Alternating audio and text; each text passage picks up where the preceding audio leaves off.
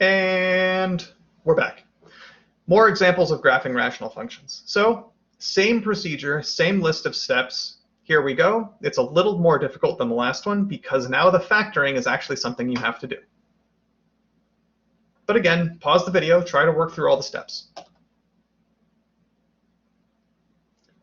All right, hopefully you paused and worked through what you could. Now let's go through the solution. So the first step is to factor. Notice in the numerator, you can factor an x out, leaving behind a 2x minus 2, or if you factor the 2 out, you get an x minus 1. The denominator factors in a pretty straightforward way. So this tells me the domain is everything other than minus 3 and 2, because that would have a 0 in the denominator. It's already in lowest terms, so there's no cancellation here to worry about. The y-intercept is achieved by plugging in 0, which is fine. You get out 0, which means 0, 0 is an intercept. All right. The x-intercepts are obtained by setting the numerator equal to 0, which happens twice, either x equals 0 or x equals 1. So there are two x-intercepts. Notice that 0, 0 is simultaneously an x and a y-intercept. Sometimes that happens. It only happens when the origin is an intercept. Okay, so we've got our domain worked out. We have simplified it. In this case, there was no factoring tricks to do. There's no lowest terms reduction. Then we found intercepts. So we go on to vertical asymptotes. Since we're already in lowest terms, the roots of the denominator are exactly the vertical asymptotes. They have multiplicity 1, which means they're going to flip positive infinity, negative infinity on alternate sides.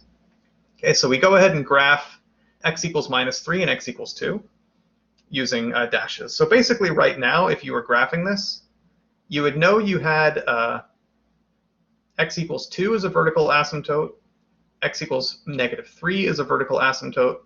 You also know that the origin is an intercept. And let's see, what was the function? It was, right, 2x times x minus 1 over x plus 3, x minus 2. So we also know that 1, 0 is an intercept. So this is basically what we have so far. We have two vertical asymptotes, and we have two intercepts. Technically, it's 3 intercepts. It's just the x and y intercept is kind of doubled up here at the origin. So this is all the information we have. Okay, so the function was 2x, x minus 1, x plus 3, x minus 2. Okay. So the degree of the numerator equals the degree of the denominator. This was 2x squared minus 2x over x squared plus x minus 6. So the degree of the numerator is 2. The degree of the denominator is also 2. So the horizontal asymptote is going to be the ratio of leading coefficients, 2 over 1, or just 2. Okay, so now what do we have in our picture? We've got x equals minus 3 is a vertical asymptote. X equals 2 is a vertical asymptote. Here's the axis with intercepts at the origin and at 1, 0. And now we know that y equals 2 is a horizontal asymptote. Now that we found the horizontal asymptote, we should ask, is it ever equal to it? So I set is my function, 2x squared minus 2x over x squared plus x plus 6, minus 6, sorry, ever equal to 2? Multiply by the denominator. 2x squared minus 2x equals 2x squared plus 2x minus 12. Observe that the highest power of x cancels. If you found your horizontal asymptote correctly, that will happen here. If I move stuff around, we end up with x equals 3. So at x equals 3, I do actually cross my horizontal asymptote. Okay, which is exactly what we do here. Okay, so we solve it and we get x equals 3 is a crossing of the horizontal asymptote. So we can just put that down on the graph, which we had on the previous slide. Next, we take all of the roots of the numerator and denominator and use it to break up the number line. And that was at negative 3, 0, 1, and 2. So I have 5 intervals. Everything up to minus 3, from negative 3 to 0, from 0 to 1, from 1 to 2 to 2 to infinity. And now I'm going to take some test values. But observe, I need a value in between 0 and 1. And a really frustrating number of students would claim there are no numbers between 0 and 1. Sure there are. For example, 1/2. And what's a number in between 1 and 2? 1.5. Sure. you're using a calculator. If not, you can do this by hand. It's not so bad. All we're really checking is where is it positive and where is it negative. And this is another example where it flops, positive, negative, positive, negative, positive. Just remember, we've seen examples where it doesn't flip-flop. Whenever you have either roots or vertical asymptotes of even multiplicity, you don't necessarily see it changing all the time. But everything in this example was odd multiplicity, so everything involves flipping one way or the other. But anyway, we've computed a bunch of test values, so we get a bunch of extra points that we get to put onto our graph. Notice that this one happens to be a point we already found. It happens to be where we cross the horizontal asymptote of y equals 2. Okay, so now we just have to put all of this information together. We know that y equals 2 is a horizontal asymptote. So here is our vertical asymptote, x equals -3, y equals 2, x equals 2. Here's our axis. Here's our other axis. I know I have an intercept here. I know I have an intercept here at 1, 0. I know I actually cross the horizontal asymptote at 3, 2. And now, based on our various what's positive and what's negative, I'm just going to flip back to the previous slide because I forgot to note it down. Right, we start positive and then we keep flipping. So in this interval, we're positive.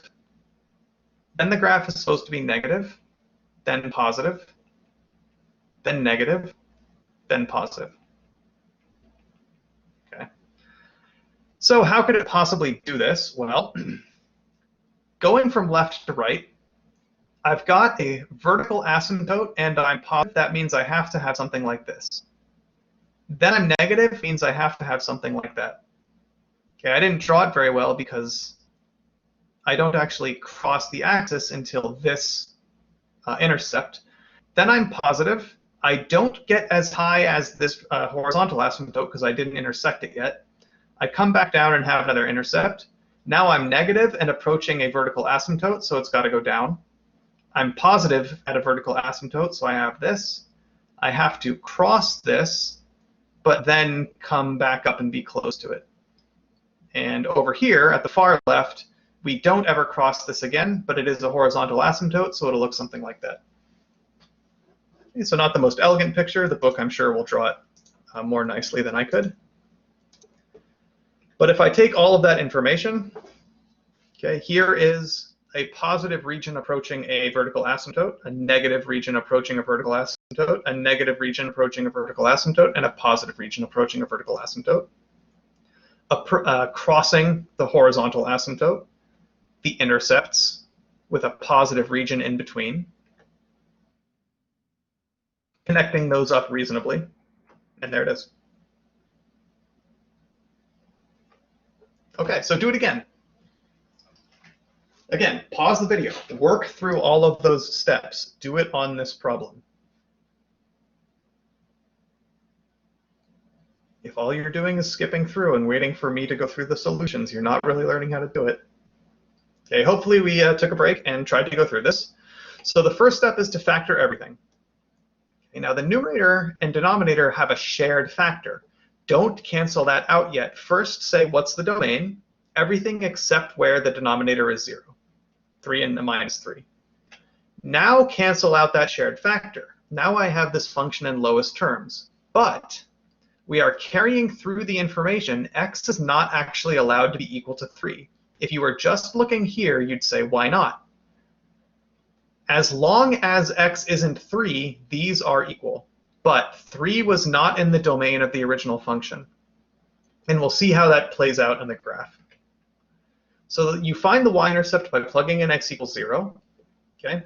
You can find the x-intercept. Sorry, what was the function? 2x plus 1 over x plus 3. With the knowledge that x can't equal 3.